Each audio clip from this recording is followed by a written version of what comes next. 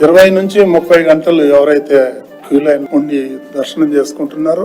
Artificial intelligence సహకారంతో కొంతమంది consultants ని కన్సల్ట్ చేసి ఇలాగా నిర్ణయం తీసుకున్నాం. అదే విధంగా అన్య మతస్థులు ఎవరైతే టీటీడీలో పనిచేస్తున్నారో వాళ్ళకి మొట్టమొదటిసారిగా వాళ్ళని పిలిపించి వాళ్ళతో కన్సల్ట్ చేసి వాళ్ళకి విఆర్ఎస్ అయితే విఆర్ఎస్ ఇచ్చి, లేకపోతే గవర్నమెంట్ తో మాట్లాడి వేరే డిపార్ట్మెంట్ ట్రాన్స్ఫర్ చేయాలని చెప్పేసి బోర్డు నిర్ణయం తీసుకుంది. ఈ తిరుమలలో డంపింగ్ యార్డ్ అయితే ఉంది, నేను మొట్టమొదటిసారి సందర్శించడం జరిగింది. అది 3-4 నెలలలో మొత్తం క్లియర్ చేయాలని చెప్పేసి అధికారులను ఆదేశించాలని బోర్డు నిర్ణయం తీసుకుంది. ముఖ్యమంత్రి చంద్రబాబు నాయుడు గారి హయాంలో ఈ గరుడ వారిది ఏదైతే ఉందో ఆయన స్టార్ట్ చేశారు. దాన్ని గత ప్రభుత్వం పేరు మార్చడం జరిగింది.